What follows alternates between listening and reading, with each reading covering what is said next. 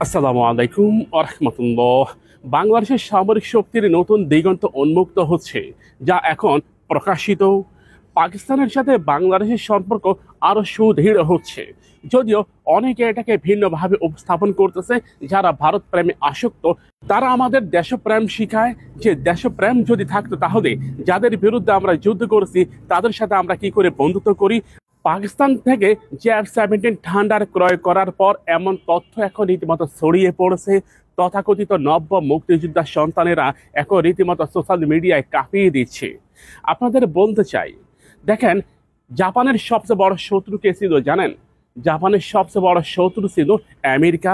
কারণ জাপানে পারমাণবিক বোম নিক্ষেপ করে আমেরিকা জাপানের বন্ধুত্বের শিকড় একেবারে ভেঙে দিয়েছিল। পারমাণবিক বোমা নিক্ষেপ করার কারণে জাপানে কয়েক লাখ মানুষ দুনিয়া থেকে বিদায় নিয়েছে, এটা আমরা সবাই জানি।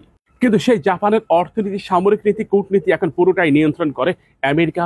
জাপান পৃথিবীর সেরা ধনী রাষ্ট্রগুলোর অন্যতম একটা, সেরা প্রযুক্তির অন্যতম একটা। আর জাপানের সবচেয়ে বড় বন্ধু এখন আমেরিকা। প্রিয় ভাইয়েরা, আপনি জাপানে যদি হামলা করেন, আমেরিকা আপনার কলিজা ছেড়ে ফেলবে। অনেকে বলে পাকিস্তানের সাথে বন্ধুত্ব রেখে আমরা কি পাবো আর কি পেলাম। দেখেন, আমরা যুদ্ধ বিমান পাচ্ছি, আমরা মিসাইল পাবো, আমরা পারমাণবিক সক্ষমতা পাবো। ভারত আমাদের ৭৫,০০০ একর জমি দখল করেছে স্বাধীনতার পরবর্তী সময়ে। পাকিস্তানের সাথে কেন বন্ধুত্ব করতেছি? দেখেন, পাকিস্তানের সাথে আমাদের বিরোধপূর্ণ সময় ছিল মাত্র ৯ থেকে ১১ মাস। এরপর আমরা স্বাধীন হয়ে যাই।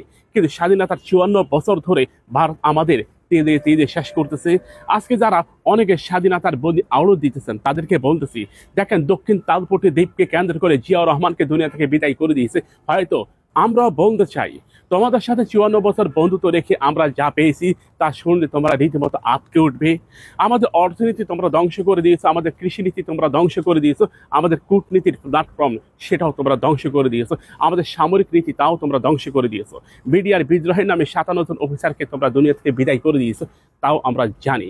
স্বাধীনতার ৫৪ বছরে ভারত আমাদের কখনোই শান্তিতে থাকতে দেয়নি। প্রতিনিয়ত ভারত আমাদেরকে ব্যবহার করেছে তাদের অঙ্গরাজ্য হিসাবে।